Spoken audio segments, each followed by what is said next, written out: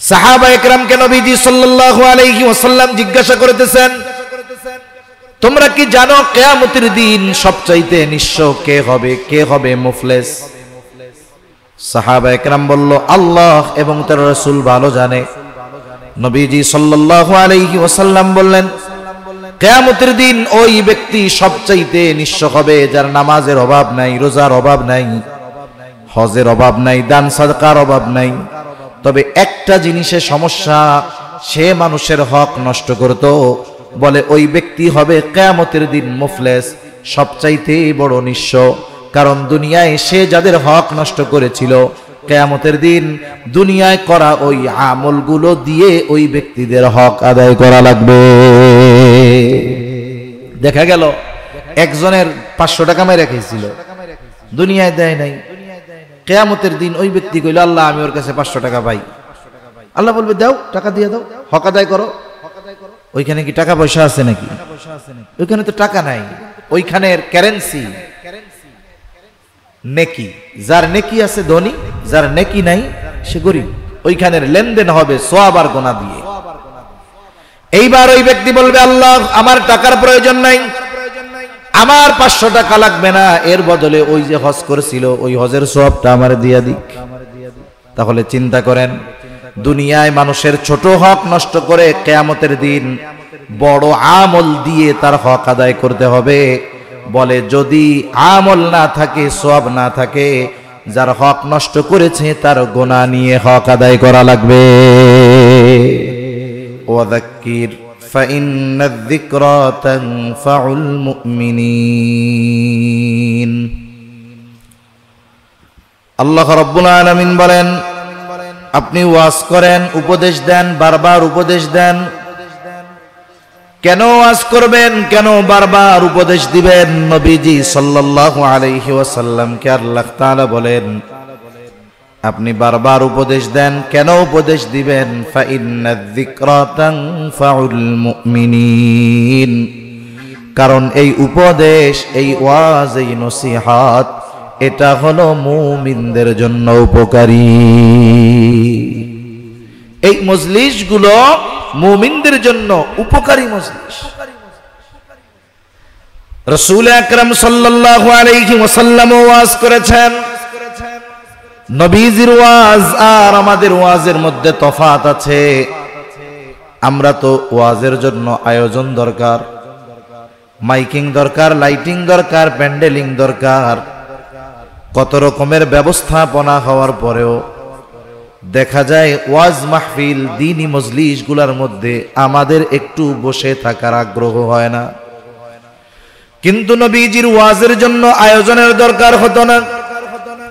নবীজি সাল্লাল্লাহু আলাইহি ওয়াসাল্লাম যখনই মদিনায় থাকতেন, রাসূল সাল্লাল্লাহু আলাইহি ওয়াসাল্লাম প্রত্যেক নামাজের পর সাহাবায়ে কেরামকে ওয়াজ করতেন।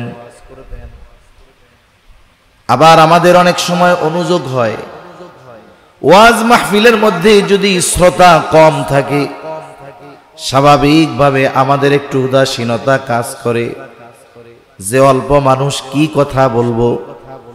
কিন্তু নবীজি সাল্লাল্লাহু আলাইহি ওয়াসাল্লামের মতো ওয়াজ আসমানের নিচে, জমিনের উপরে ছিল না, নাই, কিয়ামত পর্যন্ত আসবে না। নবীজি ওয়াজের সময় দেখতেন না যে শ্রোতা কত। একজন যদি নবীজির সাথে থাকতো, নবীজি তাকে ওয়াজ করতেন। নবীজির সাথে পথ চলতেছে সাহাবায়ে কেরাম, নবীজি তাকে ওয়াজ করতেন, তাদেরকেও ওয়াজ করতেন।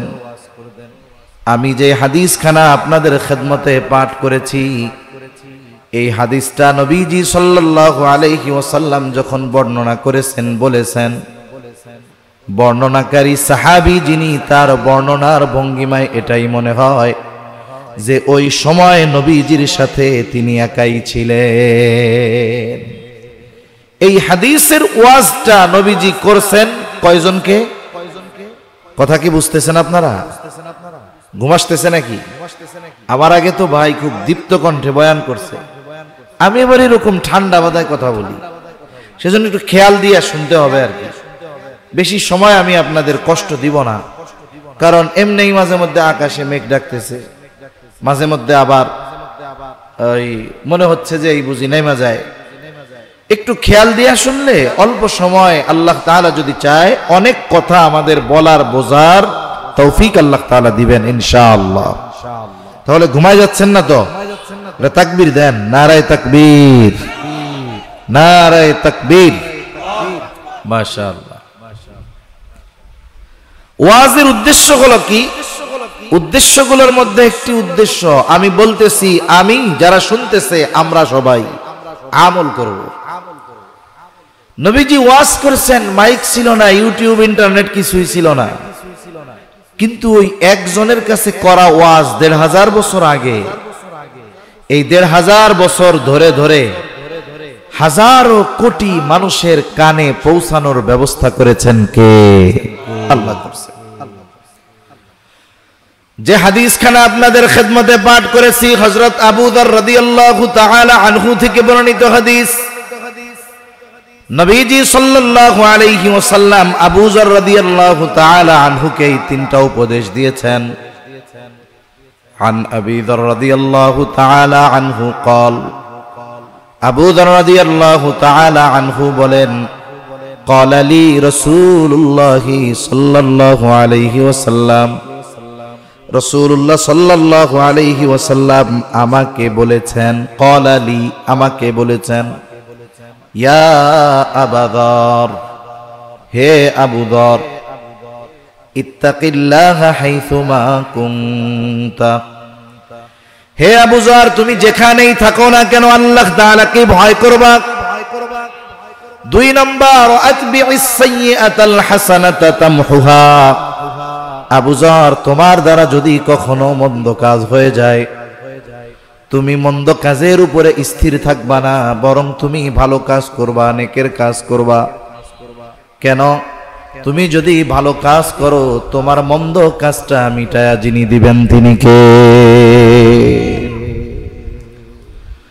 ৩ নম্বরে নবীজি সাল্লাল্লাহু আলাইহি ওয়াসাল্লাম বলেন, ওয়া খালিকিন নাসা বিখুলুকিন হাসানিন, আবু যর সাথে সাথে তুমি মানুষের সাথে সদাচরণ করবা।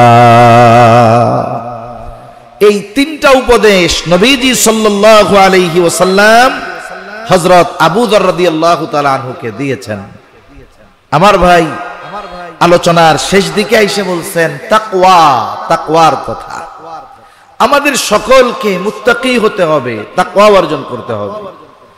আল্লাহর নির্দেশ যে তোমরা মুত্তাকি, তাকওয়া মুত্তাকি হও, আর মুসলমান না হয়ে মরো না। আল্লাহ তাআলা কোরআনুল কারীমের মধ্যে বলছেন, ইয়া আইয়ুহাল্লাযীনা আমানুত্তাকুল্লাহা হাক্কা তুকাতিহি ওয়া লা তামুতুন্না ইল্লা ওয়া আনতুম মুসলিমুন। আল্লাহ রাব্বুল আলামিন বলেন, হে ঈমানদারেরা তোমরা আল্লাহকে ভয় করো, ভয় করার মতো ভয় করো, আর মুসলমান না হয়ে মৃত্যুবরণ করিও না। তার মানে যেই মুমিন আল্লাহকে ভয় করার মতো ভয় করে, যেই মুমিন প্রকৃত মুত্তাকি হয়, ওই মুমিনই প্রকৃতপক্ষে মুসলমান হয়। মুসলমান হওয়ার জন্য তাকওয়া দরকার, আর তাকওয়া অর্জনের জন্য ঈমান দরকার। কিন্তু আল্লাহ তাআলা কোরআনুল কারীমের মধ্যে শুধু ঈমানদারদের তাকওয়া অর্জনের আদেশ দিয়েছেন এমনটা নয়, অনেক সময় আল্লাহ তাআলা গোটা মানব সম্প্রদায়কে উদ্দেশ্য করে তাকওয়ার নির্দেশ দিয়েছে। এজন্য তাকওয়া যখন মুমিনকে অর্জনের নির্দেশ দেওয়া হয়, এর দ্বারা উদ্দেশ্য একরকম, আর যখন গোটা মানব সম্প্রদায়কে উদ্দেশ্য করে তাকওয়া অর্জনের আদেশ দেওয়া হয়, তখন তাকওয়ার উদ্দেশ্য হয় অন্য আরেকটা। যেমন পবিত্র কোরআনুল কারীমের অন্যতম প্রসিদ্ধ সূরা সূরাতুন নিসা, এই সূরার শুরুতে আল্লাহ তাআলা বলেন, ইয়া আইয়ুহান নাসুত্তাকু রাব্বাকুমুল্লাযী খালাকাকুম মিন নাফসিন ওয়াহিদাহ ওয়া খালাকা মিনহা যাওজাহা ওয়া বাথসা মিনহুমা রিজালান كثيرا ونساء আল্লাহ রাব্বুল আলামিন এই সূরার শুরুতে গোটা মানব সম্প্রদায়কে উদ্দেশ্য করে বলেন, ইয়া আইয়ুহান নাস, হে মানব সম্প্রদায়। মানব সম্প্রদায়ের মধ্যে মুমিন যেমন আছে, বেঈমান তেমন আছে, নাস্তিক তেমন আছে, হিন্দু ধর্মাবলম্বী আছে, বৌদ্ধ ধর্মাবলম্বী আছে। তার মানে গোটা সৃষ্টি জগতে যত মানুষ আছে সব মানুষদেরকে উদ্দেশ্য করে আল্লাহ তাআলা তাকওয়া অর্জনের নির্দেশ দিচ্ছেন। ইয়া আইয়ুহান নাস ইত্তাকু রাব্বাকুম, তোমরা তোমাদের রবকে ভয় করো। এইখানে যে তাকওয়া অর্জনের আদেশ আল্লাহ তাআলা দিলেন, গোটা মানব জাতিকে দিলেন। বলে এই পৃথিবীতে যত সৃষ্টি আছে শুধু মানুষ নয়, যত সৃষ্টি আছে সব সৃষ্টির রব হলেন আল্লাহ। এজন্য আল্লাহ বলেন, হে মানব সম্প্রদায়, তোমরা তাকওয়া অর্জন করো, আল্লাহ তাআলাকে ভয় করো। কোন আল্লাহ? বলে যিনি তোমাদের রব। এই জন্য ইমানদার হোক আর বেঈমান হোক, মুসলিম হোক অমুসলিম হোক, বলেন তো গোটা সৃষ্টি জগতের রব তথা প্রতিপালক যিনি, তিনি কে? সবার প্রতিপালক আল্লাহ। ইমানদারদেরও আল্লাহ, অমুসলিম বেঈমানেরও আল্লাহ। এই যে গোটা মানব জাতিকে উদ্দেশ্য করে তাকওয়া অর্জনের নির্দেশ আল্লাহ দিলেন, এখানে তাকওয়া দ্বারা উদ্দেশ্য হলো ঈমান। তাহলে আল্লাহ তাআলা গোটা মানব জাতিকে কি বলতেছেন? হে মানব সম্প্রদায়, তোমরা তোমাদের রবের উপরে ঈমান আনো। তাহলে এখানে আল্লাহ তাআলা তাকওয়া দ্বারা উদ্দেশ্য আমাদের জানিয়েছেন ঈমান। ঈমান আনার আদেশ আল্লাহ তাআলা দিচ্ছেন। এই জন্য তাফসীরের মধ্যে এসেছে, মুফাসসিরিনে কেরাম বলেন তাকওয়ার সর্বনিম্ন স্তর হলো ঈমান আনা। একজন ব্যক্তি যখন ঈমান আনে সে তাকওয়ার সর্বনিম্ন স্তরে প্রবেশ করে। কিন্তু যখন ঈমানদারদেরকে তাকওয়া অর্জনের আদেশ আল্লাহ তাআলা দেয়, এই জায়গায় ঈমান উদ্দেশ্য হয় না, বরং এই জায়গায় তাকওয়া দ্বারা উদ্দেশ্য ভিন্ন। তাহলে আমাদেরকে যে তাকওয়ার আদেশ দিলেন আল্লাহ ঈমানদারদের, এখানে তাকওয়া দ্বারা উদ্দেশ্য কি? এই বিষয়টা যদি পরিষ্কারভাবে অনুধাবন করতে হয়, তাহলে তাকওয়া শব্দের সর্বাধিক ব্যবহৃত একটা দুইটা অর্থ জানলেই আমাদের জন্য বোঝা সহজ হবে। আপনারা কি কথা বুঝতেছেন? বুঝেন তো নাকি? অনেক জায়গায় যায় আবার কথা বলা ঝামেলা। এনারা কথা বুঝতে চায় না, এনারা কথা শুনতে চায়। কত জায়গায় আছে কথা কি চায়? শুনতে চায়। যে হুজুর একেবারে দীপ্ত কণ্ঠে বলে যাইতে হবে, আমরা বুঝি আর না বুঝি অসুবিধা নাই, আমাকে যেন ঘুম না হয়। এক জায়গায় গিয়ে এরকম কথা বলতেছি, আলোচনা করতেছি, আমারে বলতেছে হুজুর এভাবে চলবে না, একটু ঝাল মিষ্টি টক দরকার। তার মানে কি? মধ্যে মধ্যে একটু সঙ্গীত কর। আমি কি ভাই, আমি তো পারি না। এই এখন দাঁড়ানো আমার একটা সঙ্গীত অর্ধেক মুখস্থ নাই। তারপরে একটু হাস্য রস কৌতুক, এগুলোর দ্বারা আসলে এই তাফসীরুল কোরআন মাহফিলের যে আজমত, যে ওজন, এটা নষ্ট হয়ে যায়। এজন্য আমাদেরকেও কোরআন সুন্নাহর কথা শোনার বুঝবার নিয়তে বসতে হবে। যদি এই খেয়াল আমাদের থাকে তাহলে দেখা যাবে লাখো মানুষ যদি হয়, নিয়ত যদি শুদ্ধ না থাকে কাজ হবে না। কিন্তু মানুষ অল্প, কিন্তু আসলে দিন বোঝার জন্য তাফসীর শুনতেছে। একজন দুইজন যদি শোনে, এর দ্বারা পরিবর্তন হবে। ওই আয়োজন হয়তো ওই এক ব্যক্তির কারণে আল্লাহ তাআলা কবুল করে নেবে। তাহলে তাকওয়া শব্দের শাব্দিক অর্থ কি? কয় সবচাইতে বেশি যেই অর্থে ব্যবহার হয় এই অর্থটা হলো ভয়। তাকওয়া শব্দের এক অর্থ হলো ভয় করা। তার মানে তাকওয়ার উদ্দেশ্য হলো আল্লাহ তাআলাকে ভয় করা। এই জায়গায় এখন আল্লাহ তাআলাকে তো ভয় করব, ভয়েরও কিন্তু প্রকার আছে। মানুষ মানুষকে সাধারণত দুইটা কারণে ভয় করে। কয় কারণে? জোরে বলেন না, কয় কারণে? এক নাম্বার কারণ, একজন মানুষ অপরজন মানুষকে তার খারাপির কারণে ভয় করে।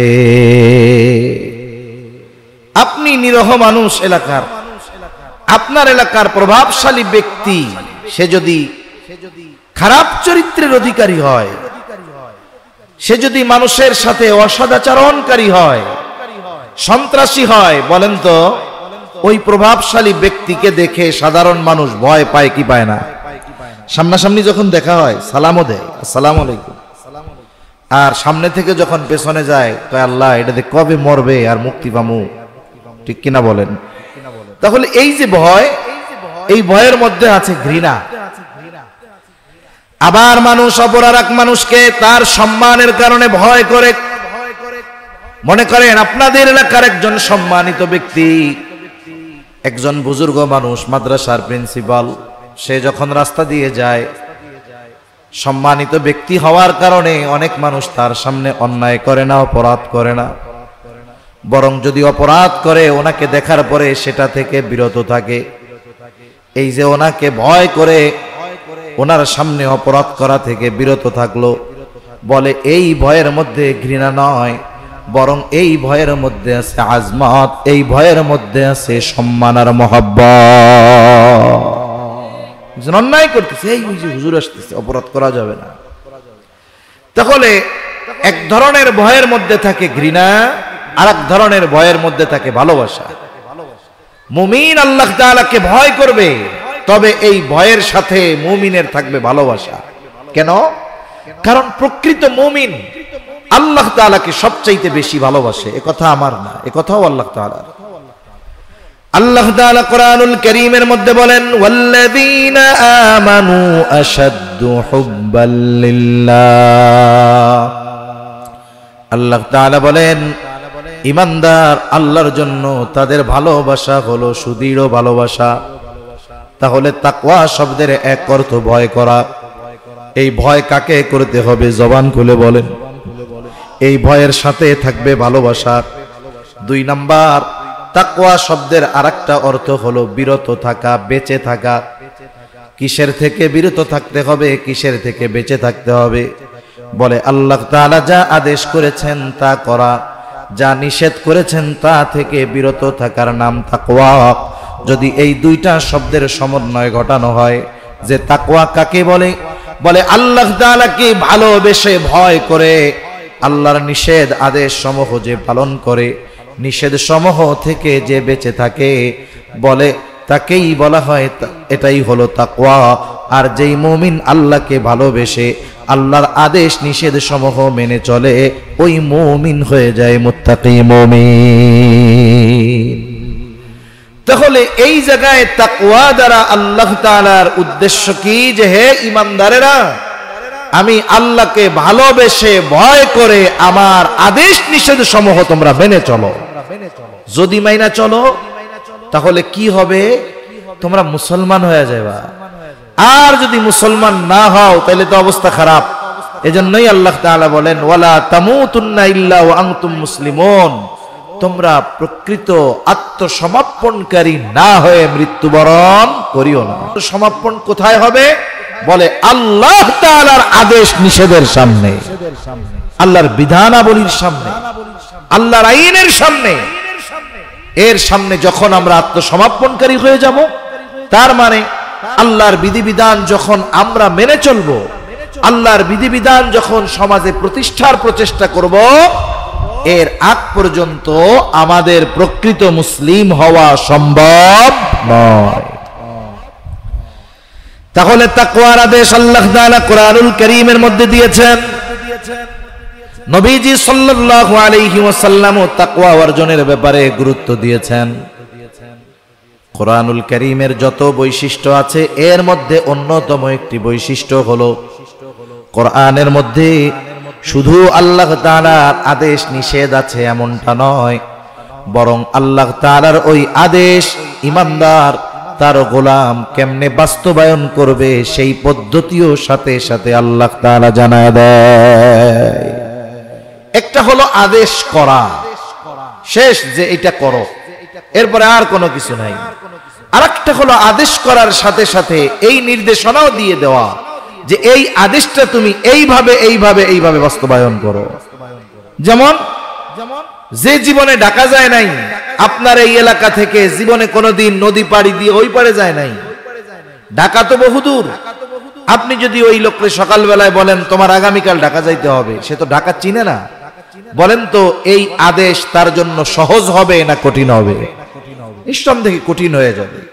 কিন্তু আপনি যদি তারে সুন্দর মতো বাস স্ট্যান্ডে গিয়া বাসে উঠায়া দিয়া বলেন যে তুমি বাস থেকে নামবা না, এই বাস একবারে সর্বশেষ যেখানে যাবে, সবাই নাইমা গেলেও তুমি নামবা না, অমুকে তোমারে বাসের থেকে নামায়া নিয়ে যাবে, এরপরে তুমি নামবা। প্রথমে তার কাছে যতটা কঠিন লাগতেছিল, আপনি যখন তারে যাওয়ার পদ্ধতি বলে দিলেন, প্রথমে যত কঠিন লাগতেছিল এখন একটু সহজ লাগবে। আর ঢাকা গিয়া পৌঁছাইয়া ও আপনারে উল্টা ফোন দিয়া বলবে আরে কাকা ঢাকা আসা যে এত সহজ, এ তো আগে জানতাম না। তার মানে আদেশ যখন করেছে তখন এটা কঠিন লাগছে, কিন্তু এই আদেশ বাস্তবায়নের পদ্ধতি যখন বলে দিয়েছে তখন এইটা আর আগের মতো কঠিন থাকে নাই, বরং সহজ হয়ে গেছে। ঠিক কিনা বলেন? এজন্য আল্লাহ তাআলা বান্দাকে শুধু আদেশ করেন এমনটা নয়, বান্দাকে শুধু নিষেধ করেন এমনটা নয়, বরং এই আদেশ নিষেধ বাস্তবায়নের পদ্ধতিও আল্লাহ তাআলা বলে দেয়। এই তাকওয়া অর্জনের আদেশ শুধু আল্লাহ তাআলা দিয়েছেন এমনটা নয়, কোরআনুল কারীমের মধ্যে আল্লাহ তাআলা এই তাকওয়া অর্জন বান্দা কিভাবে করবে তাও আল্লাহ তাআলা জানায় দিয়েছে। অনেকগুলা পদ্ধতি আল্লাহ তাআলা বর্ণনা করেছেন, আমরা একটা দুইটা পদ্ধতি নিয়ে কথা বলি। আল্লাহ রাব্বুল আলামিন বলেন ইয়া আইয়ুহাল্লাযীনা আমানুত্তাকুল্লাহ, আল্লাহ তাআলা বলেন হে ঈমানদারেরা তোমরা মুত্তাকি হয়ে যাও। আমরা যদি জিজ্ঞাসা করি আল্লাহ কেমন করে মুত্তাকি হব, আল্লাহ তাআলা বলেন ওয়াল তানজুর নাফসুম মা কদ্দামাত লিগাদ, আল্লাহ তাআলা বলেন তুমি তোমার আগামীর দিকে নজর দাও যে তুমি আগামীর জন্য কি প্রেরণ করেছো। এখানে আগামী দ্বারা উদ্দেশ্য ভবিষ্যৎ। আল্লাহ তাআলা বলতেছে হে ঈমানদার মুত্তাকি হও। আমরা জিজ্ঞাসা করলাম কেমনে হব, আল্লাহ বলে ঈমানদার তুমি ভবিষ্যতের দিকে নজর দাও, তুমি কি প্রেরণ করেছো। এখানে ভবিষ্যৎ দ্বারা অনির্দিষ্ট ভবিষ্যৎ নয়, দুনিয়ার হায়াতের ভবিষ্যৎ নয়, বরং আল্লাহ তাআলা সুনির্দিষ্ট ভবিষ্যতের কথা বলতেছেন, নিশ্চিত ভবিষ্যতের কথা বলতেছেন। দুনিয়ার যেই হায়াত এটার ভবিষ্যৎ হলো অনিশ্চিত। আজ থেকে 5 বছর পরে আমি আপনি দুনিয়ায় থাকবো কিনা কোনো নিশ্চয়তা নাই। 5 বছর বহুদূর, 5 ঘন্টা পর দুনিয়ায় থাকবো কিনা এর কোনো নিশ্চয়তা নাই। তবে আমাকে আপনাকে মরতে হবে, বলেন তো এটার নিশ্চয়তা আছে না নাই? কথা বলেন না, আসেনি? এজন্য মৃত্যু হলো সুনিশ্চিত ভবিষ্যৎ, আখিরাত সুনিশ্চিত ভবিষ্যৎ। আল্লাহ তাআলা মূলত বলেন বান্দা তুমি তোমার সুনিশ্চিত ভবিষ্যতের দিকে নজর দাও, যে ওই সুনিশ্চিত ভবিষ্যতে তুমি ভালো থাকার জন্য কি প্রেরণ করেছো, পরকালে ভালো থাকার জন্য কি প্রেরণ করেছো, আখিরাতের পাথেয় হিসাবে তুমি কি প্রেরণ করেছো, ওই দিকে তুমি নজর দাও।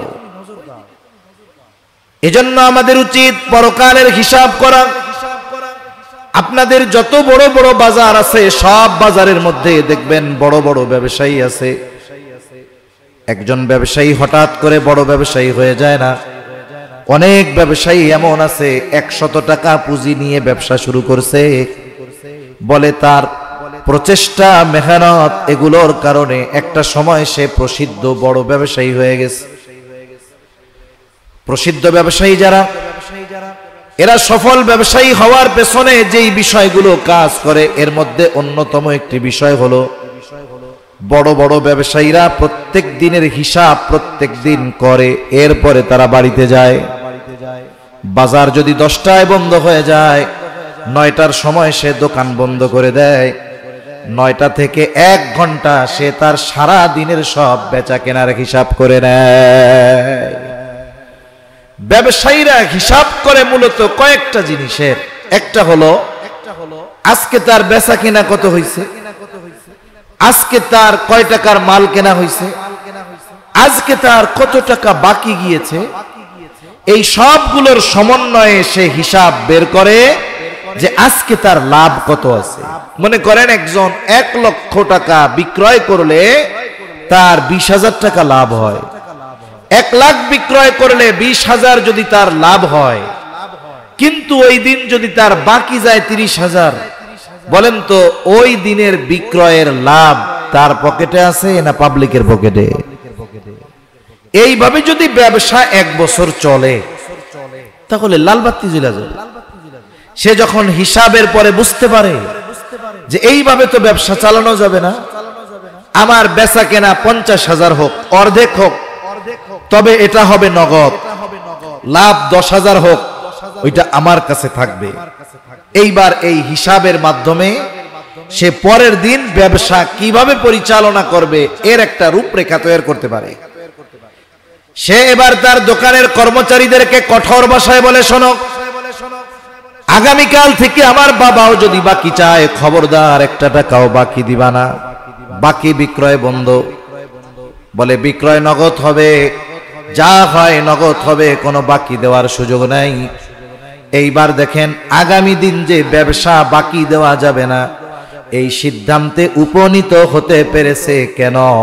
বলে এই সিদ্ধান্তে উপনীত হতে পেরেছে এই কারণে যে গত রাত্রে সে হিসাব করার পরে সে বাসায় গিয়েছে, আর এই হিসাব করার কারণে সে এই সিদ্ধান্তে উপনীত হতে পেরেছে। অনুরূপভাবে আমরাও যদি আমাদের জীবনের হিসাব নিকাশ করি, ব্যবসার টাকা পয়সার হিসাব না, আমার জীবনের কর্মের হিসাব করি, আমলের হিসাব করি, যে আজ আমার দ্বারা কয়টা ভালো কাজ হইল, আমার দ্বারা কয়টা মন্দ কাজ হলো, তাহলে প্রত্যেকটা মানুষ হিসাব করে বের করতে পারবে ভালো কাজ কয়টা, মন্দ কাজ কয়টা। একটা সময় যদি হিসাব ঠিকমতো করা হয়, দেখা যাবে হিসাব করবে, দেখবে ভালো কাজ বেশি, মন্দ কাজ কম। একটা সময় হয়তো এমন হবে যে রাতের বেলা যখন সে হিসাব করবে ঘুমানোর আগে, তার মন্দ কাজ তো নাই, যা করছে সারাদিনে সব ভালো কাজ করছে। এজন্য আল্লাহ তাআলার হুকুম আহকাম মানা, মুত্তাকি হওয়া, এর মূল বৈশিষ্ট্য কি? বলে গুনাহ ছাড়া। এখন যেই ব্যক্তি নিজের আমলের হিসাব করে, ওই ব্যক্তি একটা সময় মুত্তাকি হতে পারে, গুনাহ মুক্ত জীবন গঠন করতে পারে। এখন আসেন, তাকওয়া যদি অর্জন করি তাহলে কি দুনিয়ার লাভ না আখিরাতের লাভ? বলে দুনিয়ারও লাভ, আখিরাতেরও লাভ। দুনিয়ার লাভ কি? আল্লাহ রাব্বুল আলামিন কোরআনুল কারীমের মধ্যে বলেন, ওয়া মান ইয়াত্তাকিল্লাহা ইয়াজআল লাহু মাখরাজা ওয়া ইয়ারযুকহু মিন হাইথু লা ইয়াহতাসিব।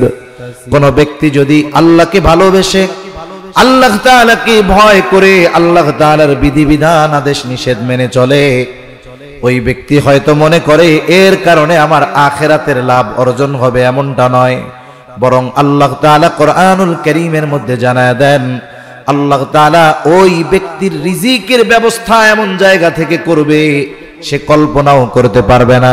সাথে সাথে ওই মুত্তাকি বান্দা যদি কোনো মুসিবতে পড়ে, যদি কোনো বিপদে পড়ে, আল্লাহ সুবহানাহু ওয়া তাআলা ওই বিপদ থেকে বের হওয়ার রাস্তা তার জন্য করে দেয়। শুধু তাই না, আমরা সবাই যদি ইমানদার মুত্তাকি হয়ে যাই তাহলে আমাদের লাভ কি? আল্লাহ তাআলা কোরআনুল কারীমের মধ্যে বলেন, ওয়ালাউ আন্না আহলাল কুরা আমানু ওয়াত্তাকাউ লাফাতাহনা আলাইহিম বারাকাতিম মিনাস সামাই ওয়াল আরদ। আল্লাহ তাআলা বলেন, লাউ আন্না আহলাল কুরা আমানু ওয়াত্তাকাউ, আল্লাহ তাআলা বলেন যদি এই জনপদের অধিবাসীরা ঈমান আনে, মুত্তাকি হয়ে যায়। আল্লাহ তাআলা কি বলছেন? যদি ঈমান আনে আর মুত্তাকি হয়ে যায় তাহলে কি হবে? আল্লাহ তাআলা বলেন, লাফাতাহনা আলাইহিম বারাকাতিম মিনাস সামাই ওয়াল আরদ। আল্লাহ তাআলা বলেন, আমি অবশ্যই তাদের জন্য আসমান এবং জমিনের বরকতের দরজা সমূহ খুলে দিব। তাহলে আমরা যদি প্রকৃত ঈমানদার হই, আমরা যদি মুত্তাকি হই, তাহলে আল্লাহ তাআলা আসমান জমিনের বরকতের দরজা খুলে দিবে। এগুলো কেমনে হবে? বলে আসমান হতে যথা সময়ে যথাযথ পরিমাণ বৃষ্টি আল্লাহ দিবে। বৃষ্টির মাধ্যমে আল্লাহ তাআলা বান্দার জন্য রিজিক পাঠান। বৃষ্টির মধ্যে বান্দার জন্য আল্লাহর রিজিক থাকে। আল্লাহ তাআলা জমিনকে উর্বর বানায় দিবে। জমিন উৎপাদন শক্তি বৃদ্ধি পাবে জমিনের। একটা সময় মুরব্বীরা এখনো অনেকে আছেন এরকম, ধান লাগায় আসতো, সার ওষুধ দেওয়া লাগতো না, যথাসময় বৃষ্টি হইতো, যখন প্রয়োজন যতটুকু প্রয়োজন সব ঠিকঠাক মতো হইতো। কিন্তু এখন বৃষ্টি যখন দরকার তখন নাই, যখন দরকার নাই তখন বৃষ্টির অভাব নাই। আবার কত সার ওষুধ দিতে দিতে দেখা যায় 1 মণ ধান হইছে, এই ধান ফলাইতে যা খরচ হইছে 1 মণ ধানের চাইতে সেটার পরিমাণ বেশি, যা খাটছে এটা পাও। হয় কি হয় না বলেন? কেন? বলে আসমান জমিনের বরকতের দরজা উঠে গেছে। যদি বৃষ্টি যথাসময়ে হইতো 3 ভাগের 1 ভাগ মেশিনওয়ালারা দিয়ে দেওয়া লাগতো না। বৃষ্টি যদি যথাসময়ে হইতো জমিনের উর্বরতা ঠিক থাকতো, এত পরিমাণ সার ওষুধ এগুলো দেওয়া লাগতো না। তাহলে এই যে বরকত শূন্য হয়ে গেছে কেন?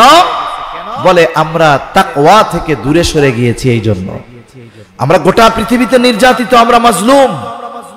এর কারণগুলোর মধ্যে এটাও একটা কারণ যে আমরা আল্লাহ তাআলার বিধিবিধান মানিত নাই, মানার প্রচেষ্টাও করি না। নিজেরাই যেখানে মানি না সেখানে দুনিয়াব্যাপী দিন প্রতিষ্ঠার মেহনত আমরা কোথার থেকে করব? এটা আমাদের জন্য বড় দুর্ভাগ্যের বিষয়। এজন্য আমাদের তাকওয়া অর্জন করা দরকার। ঈমানকে মজবুত করে প্রকৃত মুত্তাকি হয়ে আমরা যদি ঐক্যবদ্ধ হয়ে যাই, আমাদের ভ্রাতৃত্ব বন্ধন মজবুত হবে। আমাদের দ্বারা একটা সময় দেখা যাবে আমাদের দ্বারা শুরু হবে, আমরা না পারি আমাদের আগামী প্রজন্মের দ্বারা এই দুনিয়ার মধ্যে কোরআন সুন্নাহর আইন প্রতিষ্ঠা হবে। ঠিক কিনা বলেন? এখন আমরা যদি নিজেদের থেকে পরিবর্তন না হই, আমি যদি মিথ্যা বলি তাহলে আমার সন্তানেরা কি করবে?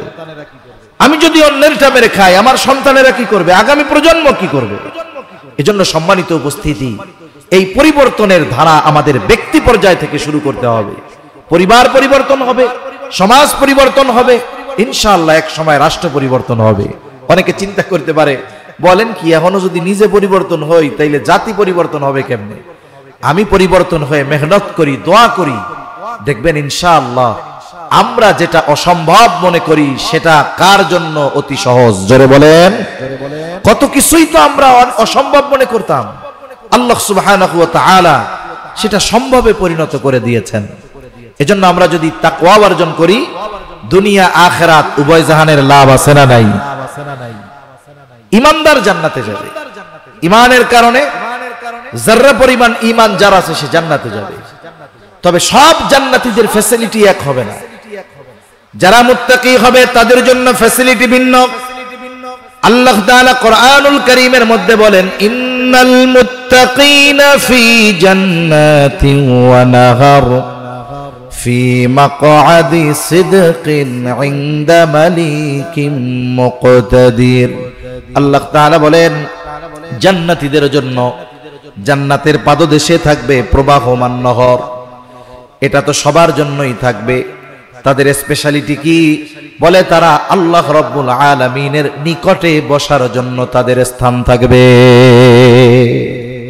আল্লাহর নৈকট্য অর্জন করতে পারবে একমাত্র মুত্তাকিরা। এজন্য আমরা তাকওয়া অর্জন করব। এক কথায় আল্লাহ তাআলার আদেশ মানব, নিষেধগুলো থেকে বিরত থাকবো। বলেন ইনশাআল্লাহ। তাহলে নবীজি সাল্লাল্লাহু আলাইহি ওয়াসাল্লামের 3টি উপদেশের একটি হলো, হে আবু যর তুমি যেখানেই থাকো না কেন আল্লাহ তাআলাকে ভয় করো। 2 নম্বর নির্দেশ, ওয়া আতবি'is সাইয়্যাতাল হাসানাতা তামহুহা। তোমার দ্বারা যদি কখনো মন্দ কাজ হয়ে যায়, অন্যায় কাজ হয়ে যায়, তুমি অন্যায়ের উপরে স্থির থেকো না, বরং ভালো কাজ করো, কারণ ভালো কাজ মন্দ কাজকে মিটায় দেয়। আল্লাহ তাআলা কোরআনুল কারীমের মধ্যে বলেন, ইন্নাল হাসানাতি ইউযহিবানাস সাইয়্যাত। ভালো কাজ মন্দ কাজকে মিটিয়ে দেয়। তবে শর্ত হলো মন্দ কাজটা যেমন ওইটা মোছার জন্য ভালো কাজটাও তেমন হতে হবে। একজনের মন্দ কাজ হলো কবিরা গুনাহ, সে যদি তাওবা না কইরা বৈশা থাকে তাহলে তো কাজ হবে না। তার যদি গুনাহটা হয় কবিরা গুনাহ, খালেস ভাবে তওবা করতে হবে। তার গুনাহটা হলো বান্দার হক নষ্ট করার গুনাহ। সমাজের মানুষ আছে না, একজন আরেকজনের হক নষ্ট করে, আরেকজনেরটা মেরে খায়, আরেকজনের বিনা কারণে কষ্ট দেয়, আরেকজনের জমিনের আইল কুপায়া নিজের মধ্যে নিয়ে আসে। এরকম আল্লাহর ওলি আছে না নাই? কত আছে এরকম। তারপরে পাশাপাশি বাড়ি দখল দিতে দিতে আরেকজনের বাড়ি খাইয়াই ফেলতে যায়। এরকম মানুষের অভাব নাই, হক নষ্ট করে। বলে এই ব্যক্তি বান্দার হক নষ্ট করে যদি আস্তাগফিরুল্লাহ পড়ে, এর গুনাহ কি আল্লাহ মাফ করবে নাকি?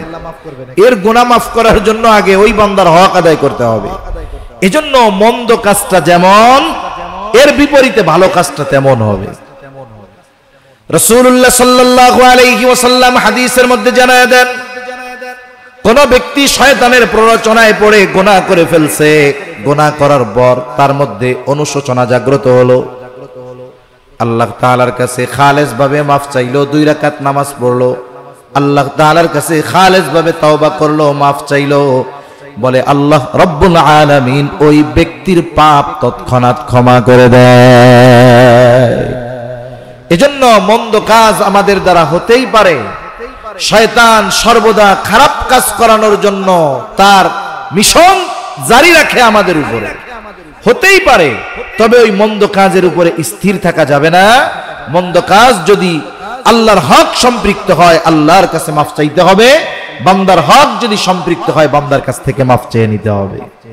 কারণ আল্লাহ রাসূল সাল্লাল্লাহু আলাইহি ওয়াসাল্লাম বান্দার হকের ব্যাপারে খুব জটিল কথা বলছেন।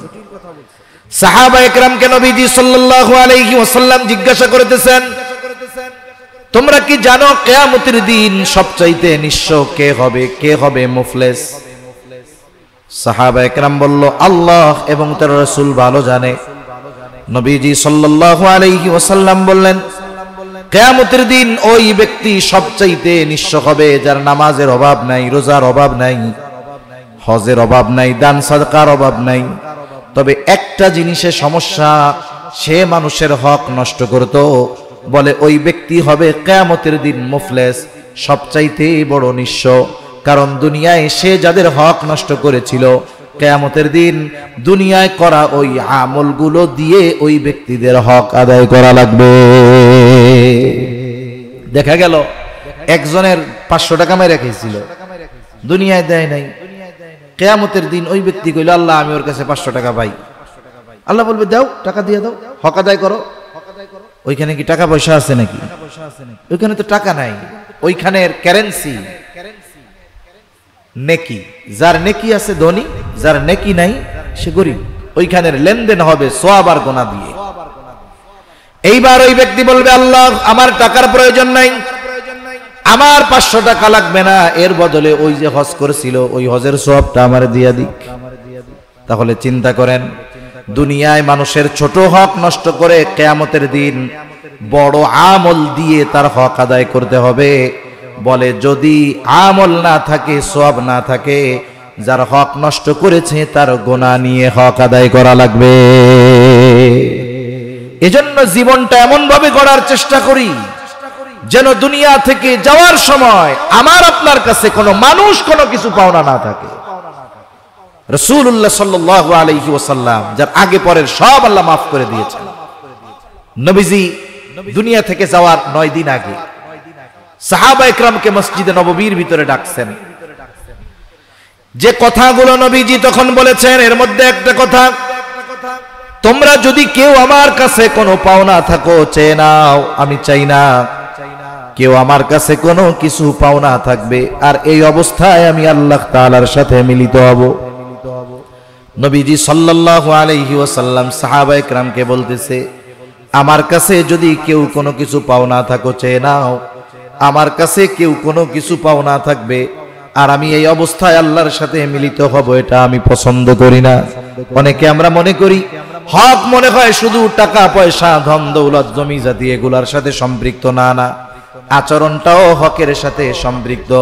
এই জন্য নবীজি বলেন, আল্লাহ তাআলা কিয়ামতের দিন বাদী বিবাদীর ভিতরে ফয়সালা করে দিবে। ওই দিন আসার আগে তোমরা সতর্ক হয়ে যাও।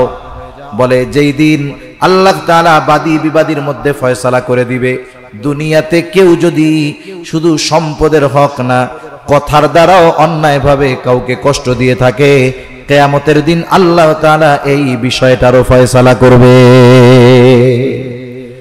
আচরণের দ্বারাও মানুষের হক নষ্ট করা হয়, এটাও যদি দুনিয়াতে কেউ করে, এই বিষয়টারও ফয়সালা কিয়ামতে যিনি করবেন তিনি কে?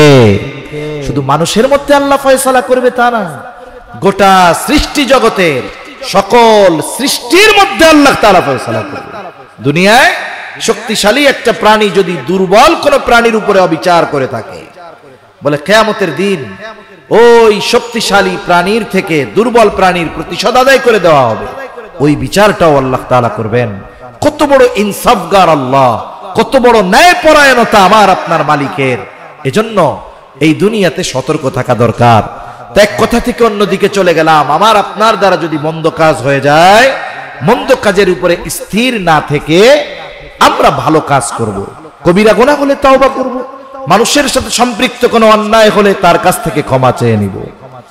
3 নাম্বার নবীজি বলেন, ওয়া খালিকিন নাস বিখুলুকিন হাসানিন, মানুষের সাথে সদাচরণ করবা। সদাচরণ এটা ব্যাপক অর্থবোধক শব্দ। সদাচার এখানেও হক সম্পৃক্ত বিষয়। বলে যে আমার কাছে যেই হক প্রাপ্য, যে আমার কাছে যেমন আচরণ প্রাপ্য, তাকে সেই হক দেওয়া, তার সাথে ওই রকম আচরণ করা হলো তার হক। আর এটাই হলো সদাচার। একজন সদাচারী ব্যক্তি সে সবার হক আদায় করে। বলে মাতা পিতার সাথে সদাচরণ করো, তার মানে কি? মাতা পিতার হক আদায় করো। অমুসলিম তার সাথেও সদাচরণ আছে, ছোট মানুষ এর সাথেও সদাচরণ আছে, প্রতিবেশীর সাথে সদাচরণ আছে। মানুষের সাথে মানুষের সদাচারের কিছু লেভেল আছে। যেমন আমি মানুষ হিসাবে সব মানুষেরই আমার উপরে কিছু হক আছে, আমারও কিছু হক তাদের উপরে আছে। মানুষ মুসলিম হোক আর অমুসলিম হোক, প্রত্যেকটা মানুষ আমার আপনার কাছে ভালো ব্যবহার পাবে, এটা মানুষ হিসাবে মানুষের হক। অনেক সময় আমরা চিন্তা করি যে একই সমাজের মধ্যে মুসলিম আছে, অমুসলিম আছে। হ্যাঁ, ইমানদার মুসলিম, মুসলিম হিসাবে আলাদা কিছু হক সে আমার কাছে পাও না, এটা তো অবশ্যই। কিন্তু একজন অমুসলিমও যদি সমাজে বসবাসকারী হয়, আমার প্রতিবেশী হয়, একজন অমুসলিমও আমার কাছ থেকে সদাচরণ, এটা তার হক। আয়েশা সিদ্দিকা রাদিয়াল্লাহু তাআলা আনহা নবীজি সাল্লাল্লাহু আলাইহি ওয়াসাল্লামকে জিজ্ঞাসা করতেছে, ইয়া রাসূলুল্লাহ সাল্লাল্লাহু আলাইহি ওয়াসাল্লাম, আমার দুইজন প্রতিবেশী, একজন মুসলিম আর একজন হলো ইহুদি, একজন মুসলিম আর একজন ইহুদি। ইয়া রাসূলুল্লাহ, প্রতিবেশী হিসাবে কে আমার কাছে বেশি হক পাও না? নবীজি সাল্লাল্লাহু আলাইহি ওয়াসাল্লাম এই হকের কথা বলতে গিয়ে ধর্মের দিক দিয়ে বিভাজন করেন নাই, এ কথা বলেন নাই যে ইমামদার যে সে তোমার কাছে বেশি হক পাও না। বরং নবীজি বললেন, আয়েশা, যার দরজা তোমার দরজার বেশি কাছে, সে তোমার কাছে প্রতিবেশী হিসাবে বেশি হক প্রাপ্য। তার মানে আমার বাসার নিকটে যদি একজন অমুসলিমের বাসা হয়, আরেকজন মুসলিমের যদি বাসা হয়, কিন্তু অমুসলিমের বাসা যদি আমার বেশি নিকটে হয়, প্রতিবেশী হিসাবে এই অমুসলিম আমার কাছে বেশি হক পাও না। সুবহানাল্লাহ বলেন। অথচ কি দেখেন, একজন অমুসলিমের সাথে ব্যবহার এরকম, আর এক মুসলিমের উপরে তো অপর মুসলিমের অনেক হক আছে। তার কথার দ্বারা কষ্ট দেওয়া যাবে না, তার জানমালের ক্ষতি করা যাবে না, তার সম্মান নষ্ট করা যাবে না। মুসলমান ইমামদার একে পরস্পরের প্রতি হিংসা বিদ্বেষ এগুলো লালন করবে না। কিন্তু আমাদের একে অপরের প্রতি হৃদ্রতা, মোহাব্বত, ভালোবাসা তো নাই, বরং আমাদের একে অপরের প্রতি হিংসা বিদ্বেষ। এ ওর ভালোটা দেখতে পারে না, ও ওর কল্যাণ দেখতে পারে না, হিংসার সমুদ্রে হাবুডুবু খায়। এ হাসাদ, হিংসা, অহংকার আসমান জমিনে সংগঠিত হওয়া প্রথম অন্যায়, প্রথম পাপ। শয়তান অহংকার করেন, আদম আলাইহিস সালামকে হিংসা করে, অহংকার করে সে শয়তান হয়ে গেছে, সব আমল তার বরবাদ হয়ে গেছে। এজন্য আল্লাহ রাসূল সাল্লাল্লাহু আলাইহি ওয়াসাল্লাম হাসাদ মুক্ত অন্তর অর্জনের নির্দেশ দিয়েছেন, কিবির তথা অহংকার মুক্ত হৃদয় অর্জনের নির্দেশ দিয়েছেন। যেই হৃদয়ের মধ্যে হিংসা আছে, অহংকার আছে, এটা পরিশুদ্ধ হৃদয় হতে পারে না। আল্লাহ তাআলার কাছে আমাদের পরিশুদ্ধ কল্প নিয়ে হাজির হতে হবে। কিন্তু যেই হৃদয়ের মধ্যে হিংসা ভরা, অহংকার ভরা, অন্যের প্রতি বিদ্বেষ ভরপুর, এই হৃদয় পরিশুদ্ধ হৃদয় হতে পারে না। এজন্য ইউনিটির ক্ষেত্রে, ঐক্যের ক্ষেত্রে প্রথম তো আমাদের মুসলিম অপর মুসলিম যে আমরা ভাই ভাই, আল মুসলিমু আখুল মুসলিম, এই যে আমাদের পারস্পরিক যে ভাইয়ের সম্পর্ক আল্লাহর রাসূল নির্ধারণ করে দিলেন। আল্লাহ তাআলা কোরআনুল কারীমের মধ্যে বললেন, ইন্নামাল মুমিনুনা ইখওয়া ফাসলিহু বাইনা আখাওয়াইকুম। মুমিন পরস্পর ভাই ভাই, ফাসলিহু বাইনা আখাওয়াইকুম। দুই ভাইয়ের মধ্যে যদি দ্বন্দ্ব লাগে, তৃতীয় জনের কাম হইল দ্বন্দ্ব দূর করা। কিন্তু কি করে? আগুন ধরছে, পানি না দিয়ে ওর মধ্যে ঘি ঢালে। আছে না নাই আল্লাহর বান্দারা এরকম? এই যে বিভাজন, এই যে অন্তরের দিক দিয়ে দূরে সরে যাওয়া, ফিজিক্যালি দূরে সরে যাওয়া, এক সময় কি হবে? বলে আমাদেরকে তারা যত বিভাজন করতে পারবে, আমাদের এই ভ্রাতৃত্ব বন্ধন, যেই ভ্রাতৃত্ব বন্ধনের নির্দেশ দিয়েছেন কে? আল্লাহ তাআলা। এই যে একত্রে অটুট থাকার নির্দেশ আল্লাহ তাআলা দিলেন, আমরা এখান থেকে যত দূরে সরতেছি, 250 কোটি হওয়ার পরেও ওই যে দেখেন মাত্র 1 কোটির কাছে মায়ের খাইয়ে আমরা সাইজ হয়ে যাচ্ছি। ঠিক কিনা কন? নবীজিও ভ্রাতৃত্বের কথা বলছেন, আল মুসলিমু আখুল মুসলিম, মুসলমান মুসলমানের ভাই। আল্লাহ বললেন, ইন্নামাল মুমিনুনা ইখওয়া, মুমিনরা পরস্পর ভাই ভাই। আল্লাহ রাসূল সাল্লাল্লাহু আলাইহি ওয়াসাল্লাম আমাদের মধ্যে সম্পর্ক কেমন হওয়া দরকার ছিল? নবীজি সাল্লাল্লাহু আলাইহি ওয়াসাল্লাম বলেন, আল মুসলিমু কাজাসাদিন ওয়াহিদ, মুসলমান একটা দেহের ন্যায়। যখন তার পায়ে কাটা ফুটে, সে এর ব্যথা গোটা শরীরে অনুভব করে।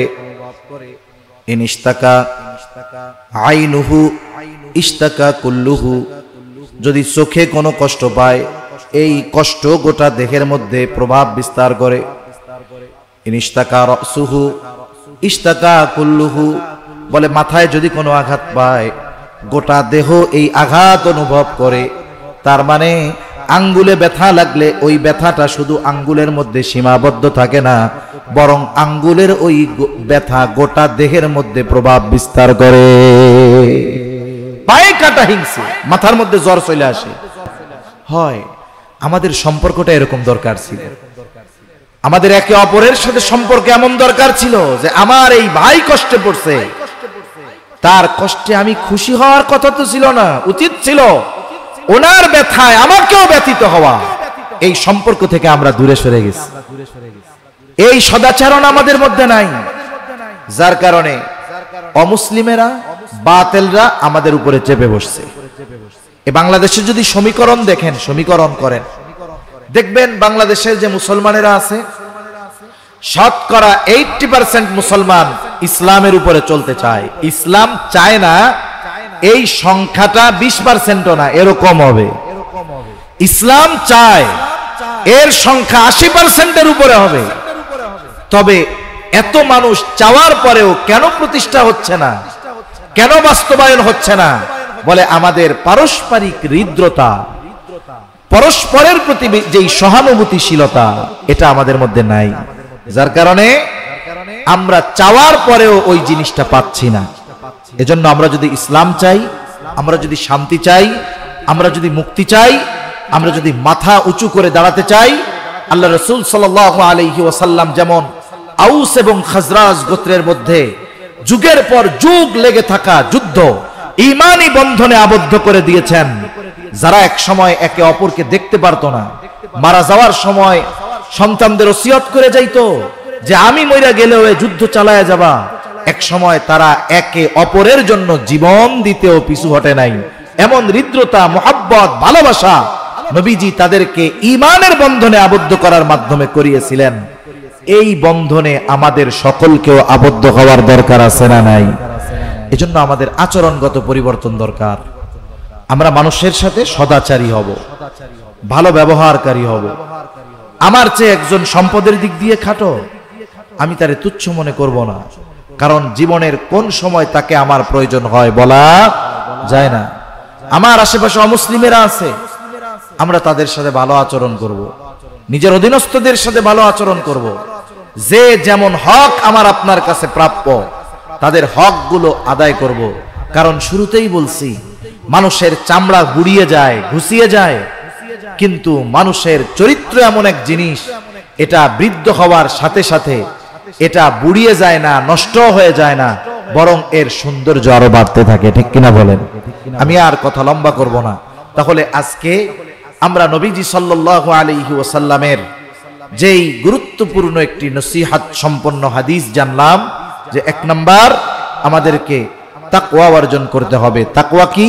বলে আল্লাহকে ভালোবেসে ভয় করে তার বিধিবিধান মেনে চলতে হবে। 2 নাম্বার, কোন অন্যায় যদি হয়েই যায়, এই অন্যায়ের উপরে স্থির না থেকে ভালো কাজ করতে হবে। 3 নাম্বার, সদাচরণকারী হতে হবে, উত্তম চরিত্রের অধিকারী হতে হবে। যদি এই গুণগুলো অর্জন করতে পারি, তাহলে দেখুন হযরত বেলাল কালো ছিল না ধলা ছিল? বলেন তো। আমাদের ভাষায় একটা মানুষের অসুন্দর হওয়ার জন্য যা দরকার সব তার মধ্যে ছিল, কিন্তু এই বেলাল ঈমানের কারণে, তাকওয়ার কারণে, আখলাকের কারণে দাম কেমন হইছে? নবীজি সাল্লাল্লাহু আলাইহি ওয়াসাল্লাম মেরাজে গিয়া বেলালের পায়ের আওয়াজ শুনতে পাইছে। সুবহানাল্লাহ বলেন। এজন্য আল্লাহ সুবহানাহু ওয়া তাআলা কোরআনুল কারীমের মধ্যে বলেন, তাকওয়ার মাধ্যমেই সম্মানের মাপকাঠি নির্ধারণ হয়। ইন্না আকরামাকুম ইনদাল্লাহি আতকাকুম। দুনিয়ার মানুষ যা বলে বলুক, আল্লাহ তাআলার নিকটে সম্মানিত কে? বলে যে যত বেশি তাকওয়াওয়ালা, আল্লাহ তাআলার কাছে তার সম্মান তত বেশি। সাথে সাথে আমরা সামাজিকভাবে ঐক্যবদ্ধ থাকব। আমাদের মধ্যে বংশীয় দ্বন্দ্ব আছে, মোল্লা মুন্সির সাথে আছে, চৌধুরীর মন্ডলের সাথে আছে, আছে না? এরকম আছে না নাই? এই ধরনের বিভাজন আমরা নিজেদের করব না। আমরা এক উম্মাহ। কয় উম্মাহ বলেন? আজকে দেখেন, এই সীমান্তের বেড়া এক সময় ছিল না? এই যে মধ্যপ্রাচ্যের দেশগুলো নিয়ে আমরা আফসোস করি যে দুবাই কি করে, আরব আমিরাত কি করে, সৌদি আরব কি করে, কাতার কি করে, মিশর কি করে, লেবানন কি করে, জর্ডান কি করে, আমরা এইভাবে আফসোস করি। আজকে দেখেন মিশরের সীমান্তের দেয়াল, মুসলমানদের মধ্যে জাতীয়তাবাদ ঢুকছে, যে আমি মিশরি জাতি, আমি অমুক দেশের জাতি। এই যে জাতীয়তাবাদ ঢুকছে, সীমান্তের দেয়াল দিয়ে দিছে। এক পাশে ফিলিস্তিনের গাজ্জার মুসলমানদেরকে, নিরস্ত্র নিরহ মুসলমানদেরকে ইসরাইল বোমা মেরে স্থাপনা ধ্বংসের সাথে সাথে গণহত্যা চালাচ্ছে, আর সীমান্তের এপারে একটা দেয়াল শুধু মধ্যে মিশরের মানুষ মজা মাস্তি ফুর্তি করতেছে। এই যে কেন? এই বিভাজনের কারণে। এজন্য এই বংশীয় দ্বন্দ্ব, বংশীয় কৌলিন্য, এগুলো নবীজি সাল্লাল্লাহু আলাইহি ওয়াসাল্লাম সব বাদ দিয়ে দিয়ে কথা বলছেন। এগুলো যদি আমরা ধারণ করি, তাহলে একে অপরের সাথে যেই হৃদ্রতার যেই সম্পর্ক, এটা হবে না, এটা আস্তে আস্তে আরো দূরত্বের কারণ হবে। এজন্য আমরা চিন্তা করব যে আমরা সবাই এক কালিমার ভাই, আমাদের মিশন এক, আমরা এক উম্মাহ, কে কোন বংশের দেখব না। আমরা চিন্তা করব আমরা সবাই আল্লাহর গোলাম মুহাম্মাদুর রাসূলুল্লাহ সাল্লাল্লাহু আলাইহি ওয়াসাল্লামের উম্মত। এটাকে যদি প্রাধান্য বেশি দেই, তাহলে দেখবেন এক ভাই কষ্ট পাইলে ওই কষ্টটা আমারও লাগবে, আরেক ভাইয়ের দুঃখে আমার দুঃখ লাগবে, আরেক ভাইয়ের সফলতায় আমার আনন্দ আসবে। আর যদি না হয়, তাহলে আরেক ভাইয়ের কষ্ট আমারে আনন্দ দিবে, আরেক ভাইয়ের ব্যর্থতা আমার আনন্দের কারণ হবে, আরেক ভাইয়ের সফলতা আমার হিংসার কারণ হবে, আরেক ভাইয়ের কল্যাণ তার প্রতি আমার বিদ্বেষের কারণ হবে। আমাদের জবান, আমাদের অন্তর হিংসা বিদ্বেষ এগুলোতে ভর্তি হয়ে যাবে। এজন্য সম্মানিত উপস্থিতি, শুধুমাত্র মৌখিকভাবে ভ্রাতৃত্ব বন্ধন নয়, আমাদের আন্তরিকভাবে অন্তরের দিক দিয়ে আমাদের একে অপরকে ভ্রাতৃত্ব বন্ধনের সুতায় আবদ্ধ করতে হবে। আল্লাহ সুবহানাহু ওয়া তাআলা এই গুণগুলো অর্জনের মাধ্যমে আমাদের পারস্পরিক যত বিভেদের দেয়াল আছে সবগুলোকে দূর করে এক সুতোয় আবদ্ধ হওয়ার তৌফিক আল্লাহ দান করেন। সকলে বলি আমিন। ওয়া আখিরু দাওয়ানা আনিল হামদুলিল্লাহি রাব্বিল আলামিন।